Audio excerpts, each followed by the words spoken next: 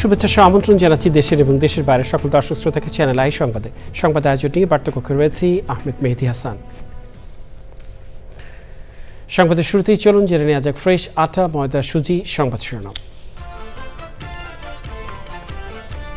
4 দশক পর ইতিহাস গড়ে আবারও জাতিসংঘের সাধারণ পরিষদের সভাপতি বাংলাদেশ। ডক্টর খলিলুর রহমানকে জাতিসংঘ মহাসচিব ও প্রধানমন্ত্রী তারেক রহমানের অভিনন্দন। শিশু রামিসা ধর্ষণ ও হত্যা মামলায় সাক্ষ্য গ্রহণ শেষে বুধবার আত্মপক্ষ সমর্থনের দিন ধার্য। সংক্ষিপ্ত সময়ের মধ্যে বিচার হবে স্বরাষ্ট্রমন্ত্রীর আশা। 69-এর গণ অভ্যুত্থান ও মুক্তিযুদ্ধের অন্যতম সংগঠক তোফায়েল আহমেদ ভোলায় মা বাবা স্ত্রীর কবরের পাশে সমাহিত। বীর মুক্তিযোদ্ধাকে গার্ড অব অনার। এবং অপু বিশ্বাসকে স্বর্ণের কলস উপহার দিয়ে চ্যানেল আইয়ের সম্মাননা। শিল্পীকে সম্মান দেওয়ায় চ্যানেল আই সবসময় অনন্য ভূমিকায়, বললেন অভিনেত্রী। সংবাদ শিরোনামগুলো জানাচ্ছিলাম প্রিয় দর্শক। এখনকার সংবাদ আয়োজন একই সঙ্গে চ্যানেল আইয়ের ইউটিউব চ্যানেলে এবং চ্যানেল আইয়ের ওটিটি প্ল্যাটফর্ম আই স্ক্রিনে লাইভ স্ট্রিমিং হচ্ছে। যাওয়া যাক বিস্তারিত সংবাদে। অবশেষে রচিত হলো ইতিহাস। 4 দশক পর আবারও জাতিসংঘ সাধারণ পরিষদের সভাপতি নির্বাচিত হলো বাংলাদেশ। বাংলাদেশের কূটনৈতিক ইতিহাসে নতুন মাইলফলক গড়ে সভাপতি নির্বাচিত হয়েছেন বাংলাদেশের পররাষ্ট্রমন্ত্রী ডক্টর খলিলুর রহমান। তিনি ভোট পেয়েছেন 99টি। প্রতিদ্বন্দ্বী সাইপ্রাসের প্রার্থী আন্দ্রেস কাকোরিস পেয়েছেন 91 ভোট। আর 3টি দেশ ভোটদানে বিরত থাকে। পান্থ রহমান জানাচ্ছেন বিস্তারিত। Number of votes obtained: Khalilur Rahman, Bangladesh, 99. Andreas Kakouris, Cyprus, 91. ফল ঘোষণা হতেই উচ্ছ্বাস বাংলাদেশের কূটনীতিকদের। প্রায় 4 দশক পর আবারও 193 সদস্য রাষ্ট্রের এই বৈশ্বিক ফোরামের নেতৃত্বে বাংলাদেশ। বিশ্ব কূটনীতির সবচেয়ে গুরুত্বপূর্ণ মঞ্চের এই নির্বাচন নিয়ে কিছুদিন ধরেই ছিল তৎপরতা। ভোট পেতে এদেশ ওদেশ করেছেন পররাষ্ট্রমন্ত্রী। নিউ ইয়র্কের সদর দপ্তরে স্থানীয় সময় সকাল 10:15টায় ভোট দেন সদস্য রাষ্ট্রগুলোর প্রতিনিধিরা। ধারণা করা হচ্ছে শান্তিরক্ষা কার্যক্রম, জলবায়ু কূটনীতি, টেকসই উন্নয়ন এবং রোহিঙ্গা সংকটে বড় ভূমিকার পাশাপাশি প্রার্থী হিসেবে পররাষ্ট্রমন্ত্রীর ব্যক্তিগত যোগাযোগ এই অর্জনে সহায়ক হয়েছে। জয় পাওয়ার পর সকলকে ধন্যবাদ জানান পররাষ্ট্রমন্ত্রী doctor Khalilur Rahman. I would like to express my deep appreciation to the member states of the United Nations for the trust and confidence they have reposed in me. I accept the position of the President of the 81st session with humility and respect. I would like to express my appreciation to my countrymen for their support and my team and many friends around the world for their excellent contribution to our campaign. My family lovingly stood by me ever since my candidature was announced, and the time that we spent on the campaign trail was not easy. So they accepted their suffering with smile. Thank you. Last but not the least, I would like to extend my sincere appreciation to Ambassador Andreas Kakouris of Cyprus. Ambassador Kakouris, you led a very constructive campaign, a model campaign which will be known to our member states for many, many years. I wish you well in your all future endeavors. সভাপতি পদে জয় পাওয়ায় doctor Khalilur রহমানকে অভিনন্দন জানান জাতিসংঘ মহাসচিব Antonio Guterres. Let me begin by congratulating His Excellency Dr. Khalilur Rahman from the People's Republic of Bangladesh on his election as President of the 81st session of the General Assembly. His theme is an inspiring call to action for the multilateral system, restoring trust, managing transformation. A United Nations that delivers for all. It reflects his commitment to strengthen the global problem-solving system that has delivered for the world since 1945.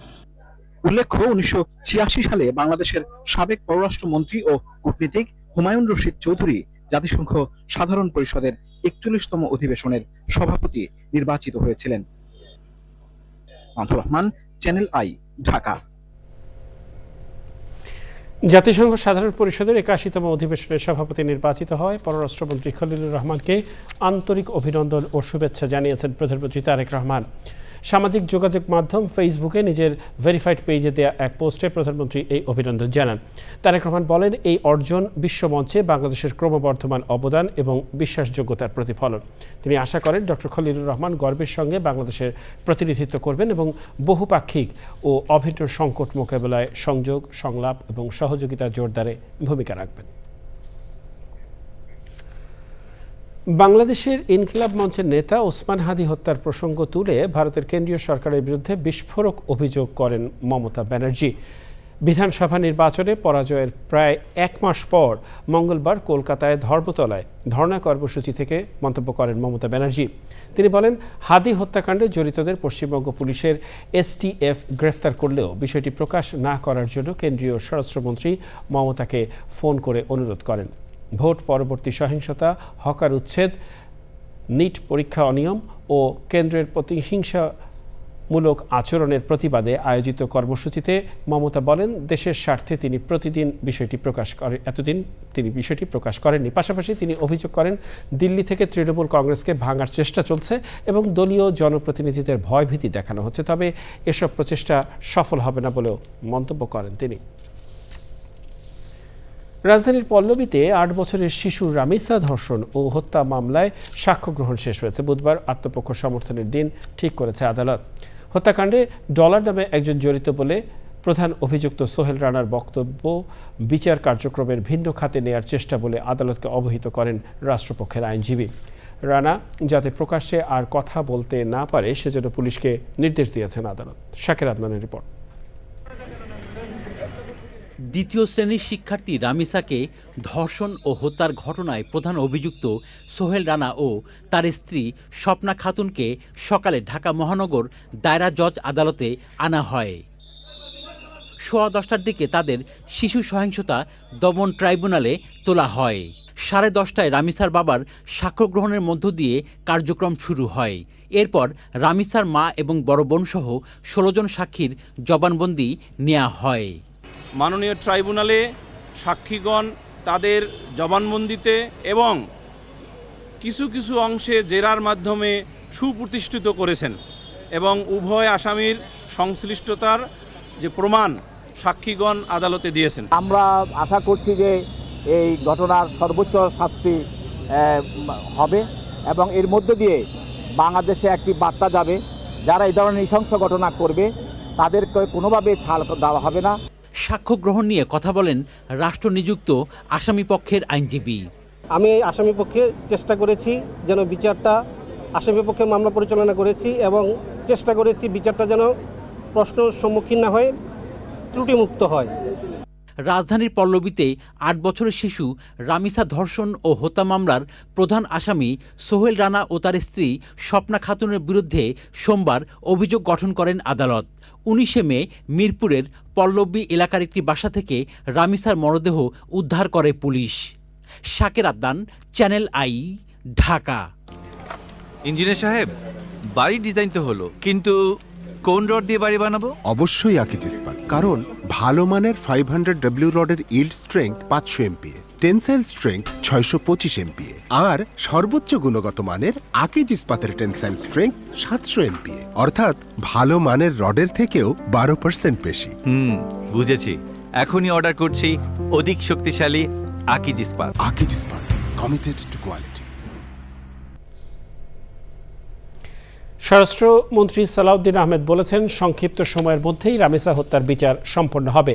সচিবালয়ে তার কার্যালয়ে সাংবাদিকদের তিনি বলেন, কিছু আইনি বিষয় শেষ হলে রায়ের দিনক্ষণ ঠিক হবে, সেটা নির্ধারণ করবে আদালত।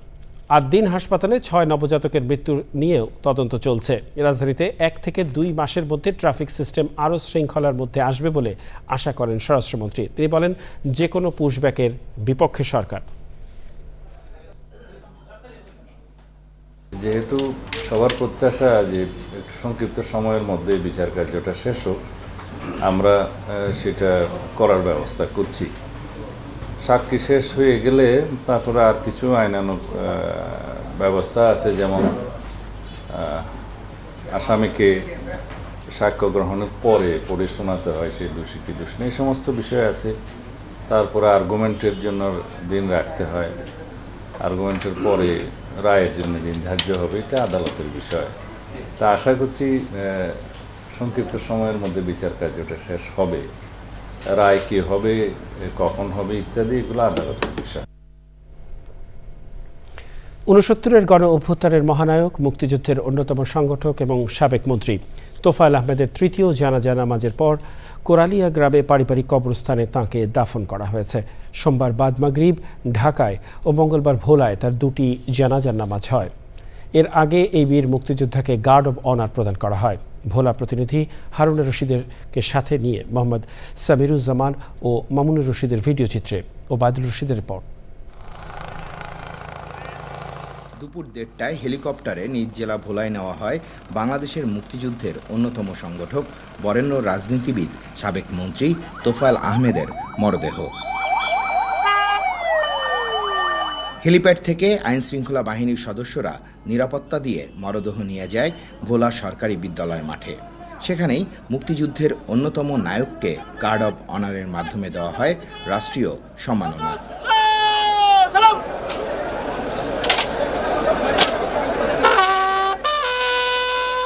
এ মাঠেই ভোলার এক কৃতি সন্তানের নামাজে জানাজায় অংশ নিতে উপস্থিত হয়েছিলেন দলমত নির্বিশেষে সব শ্রেণী পেশার মানুষ।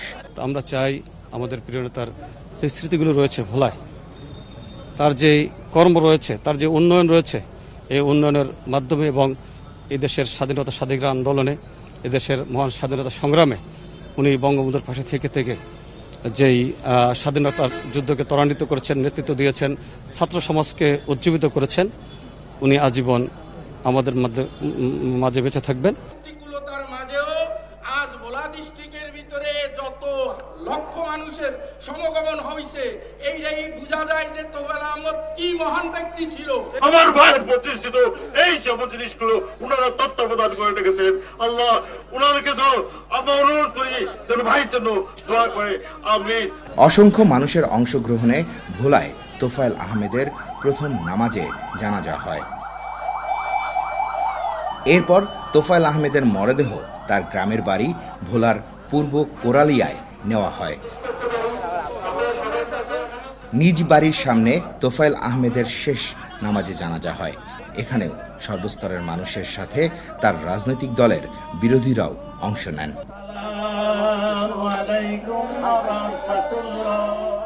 জানাজা শেষে তোফায়েল আহমেদের বাড়ির সামনে তাদের পারিবারিক কবরস্থানে বাবা মা ও স্ত্রীর কবরের পাশে চিরনিদ্রায় শায়িত হন গণমানুষের জন্য রাজনীতি করা বাংলাদেশের ইতিহাসের কিংবদন্তি রাজনীতিবিদ তোফায়েল আহমেদ। 1943 সালের 22শে অক্টোবর ভোলা জেলার একসময়ের প্রত্যন্ত গ্রাম পূর্ব কোরালিয়ায় জন্মগ্রহণ করেন তোফায়েল আহমেদ। এই এলাকার মানুষ তাকে ভালোবেসে 9 বার সংসদ সদস্য নির্বাচিত করেছিলেন, যার মধ্যে রয়েছে পরাধীন বাংলাদেশের 1970-এর নির্বাচনও। সেই গ্রামে চিরনিদ্রায় শায়িত হলেন জনসাধারণের নেতা তোফায়েল আহমেদ। ওবায়দুল রশিদ, চ্যানেল আই, ভোলা। অর্থ ও পরিকল্পনা মন্ত্রী আমির খসরু মাহমুদ চৌধুরী বলেছেন, নিয়ন্ত্রণমূলক অর্থনৈতিক কাঠামো থেকে বেরিয়ে এসে একটি নিয়ন্ত্রণ মুক্ত বাংলাদেশ গড়ে তোলার লক্ষ্যে সরকার কাজ করছে। তিনি বলেন, অর্থনীতিকে অতিরিক্ত নিয়ন্ত্রণের বাইরে এনে এর স্বাভাবিক বিকাশ নিশ্চিত করাই সরকারের প্রধান লক্ষ্য। মঙ্গলবার ইকোনমিক রিপোর্টার্স ফোরাম ERF আয়োজিত বাজেট 2026-2027 প্রত্যাশা ও বাস্তবতা শীর্ষক আলোচনায় প্রধান অতিথির বক্তব্যে তিনি এসব কথা বলেন। আলোচনায় অংশগ্রহণকারী অর্থনীতিবিদ, ব্যবসায়ী, নীতি নির্ধারকরাও আসন্ন বাজেটে কর্মসংস্থান, বিনিয়োগ বৃদ্ধি এবং নিম্ন আয়ের মানুষের সুরক্ষাকে অগ্রাধিকার দেওয়ার উপর গুরুত্ব আরোপ করেন। বাংলাদেশের প্রত্যেকটি মানুষ, প্রত্যেকটা গোষ্ঠী আমাদের অর্থনৈতিক কর্মকাণ্ডে আসতে হবে।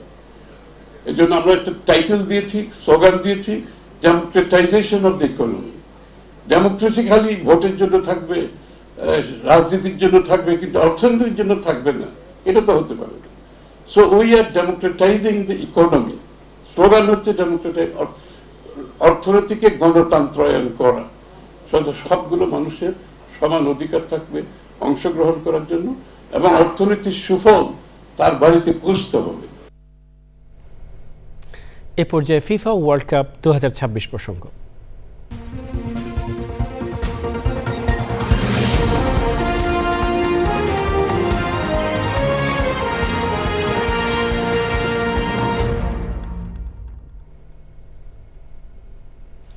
বিশ্বকাপে হেক্সা জয়ের মিশনে যুক্তরাষ্ট্রের নিউ জার্সিতে পৌঁছেছে ব্রাজিল ফুটবল দল। ব্রাজিলের স্থানীয় সময় সোমবার রাতে রওনা হয় কোচ স্টাফ সহ ব্রাজিলের ২৬ সদস্যের স্কোয়াড। বিশ্বকাপে ব্রাজিলের ক্যাম্প করছে নিউ জার্সিতে। গত রোববার নিজেদের মাটিতে মারাকানা স্টেডিয়ামে পানামাকে ৬-২ গোলে হারিয়েছে ব্রাজিল। ৭ই জুন মিশরের বিপক্ষে সেলেসাওরা বিশ্বকাপের আগে শেষ প্রস্তুতি ম্যাচ খেলবে, আর আগামী ১৩ই জুন মরক্কোর বিপক্ষে বিশ্বকাপে নিজেদের প্রথম ম্যাচ খেলবে ব্রাজিল।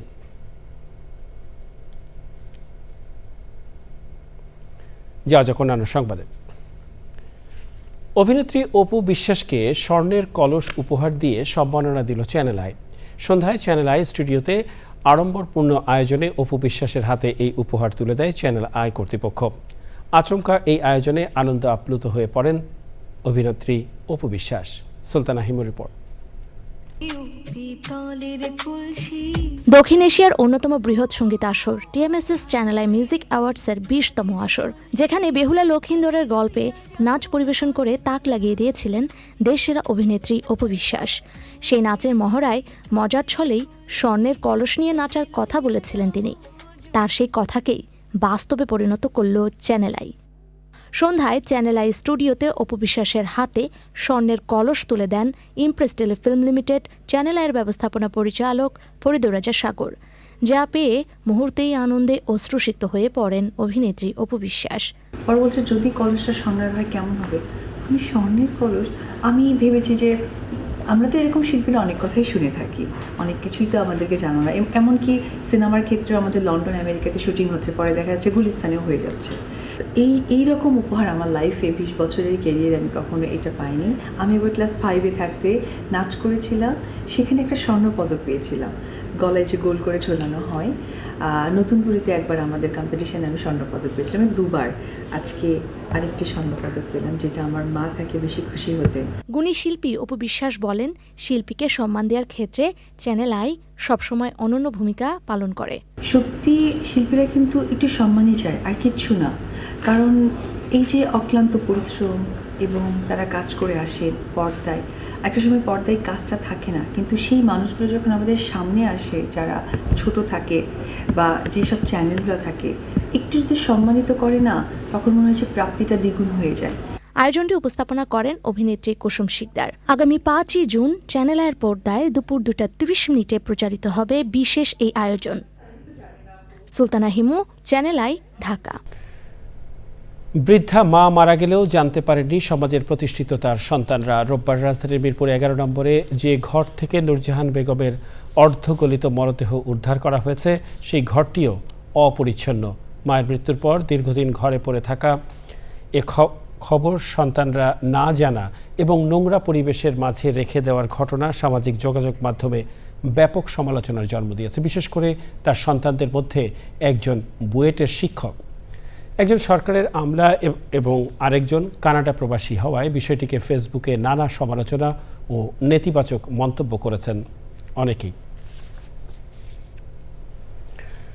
বাংলাদেশ পুলিশের অপরাধ তদন্ত বিভাগ সিআইডির ভারপ্রাপ্ত প্রধান হিসেবে দায়িত্ব পেয়েছেন ডিআইজি আলী আকবর খান।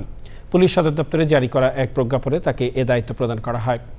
১৯৬৭ সালের ২১শে সেপ্টেম্বর চাঁদপুর জেলা জন্মগ্রহণকারী এই পুলিশ কর্মকর্তা দীর্ঘ কর্মজীবনে রেঞ্জ পুলিশ, পুলিশ সদর দপ্তর এবং স্বরাষ্ট্র মন্ত্রণালয়ের জননিরাপত্তা বিভাগ সহ বিভিন্ন গুরুত্বপূর্ণ ইউনিটে দায়িত্ব পালন করেছেন। আলী আকবর খান ১৯৯৫ সালে ১৫তম বিসিএসে পুলিশ ক্যাডারের মাধ্যমে বাংলাদেশ পুলিশে যোগদান করেন। এ পর্যায়ে নিটল টাটা আন্তর্জাতিক সংবাদ।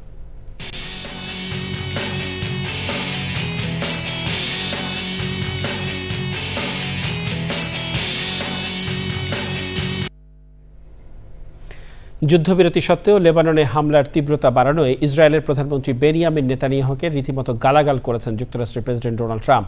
সোমবার নেতানিয়াহুর সঙ্গে ফোন আলাপে তিনি বলেন, তার কারণে সবাই ইসরায়েলকে ঘৃণা করে। ট্রাম্পের দাবি, তার হস্তক্ষেপ ছিল বলেই নেতানিয়াহুকে এতদিন জেলে যেতে হয়নি। ঢাকা ব্যাংক পিএলসি বাণিজ্য সংবাদ।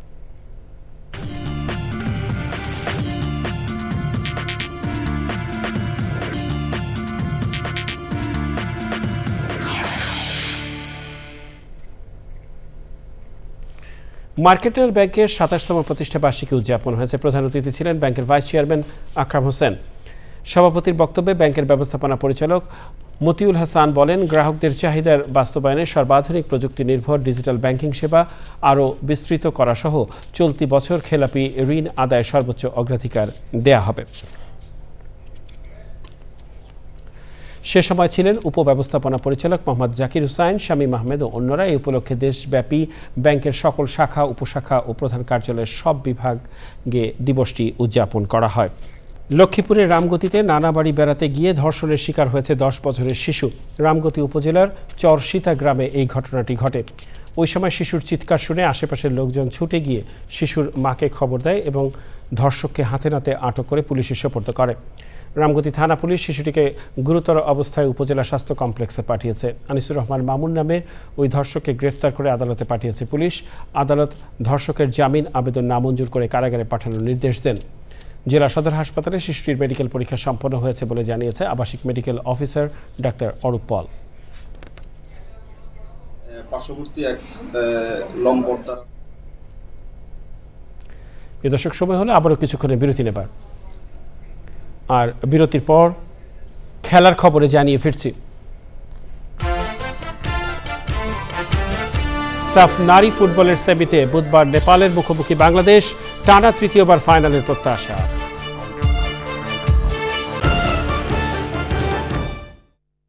বলের প্লেসমেন্ট ঠিক করে নিয়ে দু পা পিছিয়ে নিলেন। দেখা যাক এই কিক থেকে গোলের দেখা মিলে কিনা। What a goal! এখন তুমিও জিততে পারো ফিফা বিশ্বকাপ 2026-এর এক্সক্লুসিভ পুরস্কার। লাইভ বয় কিনে কল দাও টোল ফ্রি নাম্বারে। এক নিঃশ্বাসে গোল বলে জিতে নাও এক্সক্লুসিভ পুরস্কার। Problem detected. Mission on. Sips up. Level up. Sips up. Horlicks. Level up. Start kori obhijan ar khuji solution. Buddhite briddhite smart and sharp. Horlicks. Sips up. Level up. Sips up. Next Gen Kids there level up এর জন্য এলো tasty পুষ্টি সমৃদ্ধ নতুন Horlicks. সড়ক ও মহাসড়কের toll প্লাজায় লাইনে দাঁড়িয়ে অপেক্ষার দিন শেষ। ই টোল অ্যাপ ব্যবহার করে টোল প্লাজা পার হওয়া যায় নির্বিঘ্নে। E toll mobile app download করে নিজের গাড়ি নিজেই রেজিস্ট্রেশন করুন। নির্বিঘ্নে ফাস্ট ট্র্যাক লেন দিয়ে টোল প্লাজা অতিক্রম করুন। নতুন Sunsilk black shine vitamin C ও ই গুণে চুলে দেয় ঝলমলে কোটিং। আর গ্লাস শাইন, ঝলমলে শাইন করো, গ্লাস শাইন করো। প্রায় 1 কোটি সম্মানিত গ্রাহকদের কেনাকাটায় বিশ্বস্ত এবং আস্থার app Nexus pay. Nexus pay মানে সবকিছু। আবার মারি ব্যথা। এলো পেপসোডেন্ট পরিবারের নতুন সদস্য। লবণের অনন্য ফর্মুলায় পেপসোডেন্ট অ্যাডভান্সড সল্ট, যা মাড়ির সমস্যা প্রতিরোধে কার্যকর। নতুন পেপসোডেন্ট অ্যাডভান্স সল্ট।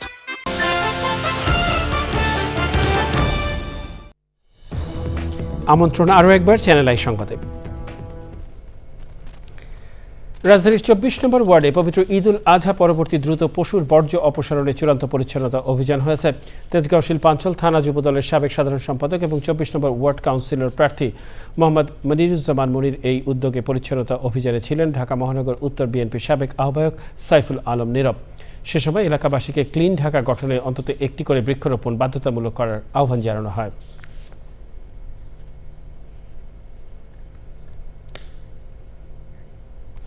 জানাবো খেলার খবর।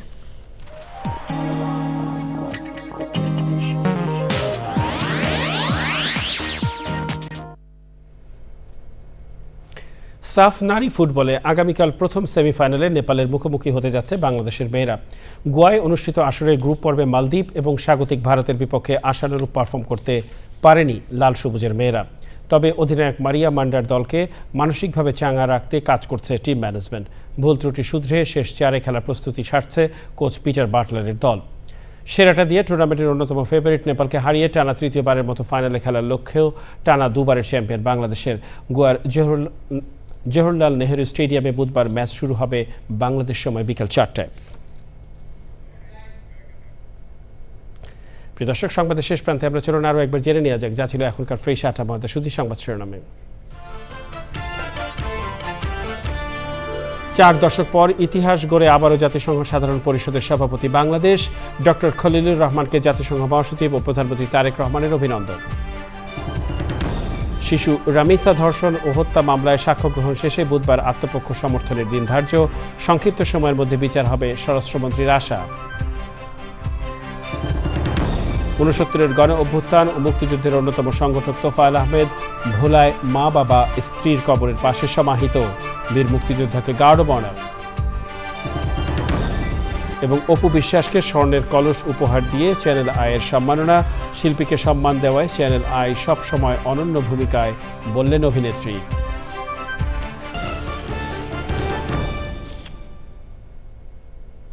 প্রিয় দর্শক, এছাড়াও দেশের সবচেয়ে জনপ্রিয় টেলিভিশন চ্যানেল আইয়ের সর্বশেষ সংবাদ জানতে ভিজিট করুন channeline.com-এ। আমাদের সোশ্যাল মিডিয়া প্ল্যাটফর্মগুলোর পাশাপাশি যুক্ত থাকুন ওটিটি প্ল্যাটফর্ম আই স্ক্রিনের সাথে। এর সাথে শেষ করছি এখনকার সংবাদ আয়োজন। সংবাদে এতক্ষণ আমাদের সাথে থাকার জন্য সংবাদ টিমের সবার পক্ষ থেকে আপনাদের আবারও শুভেচ্ছা।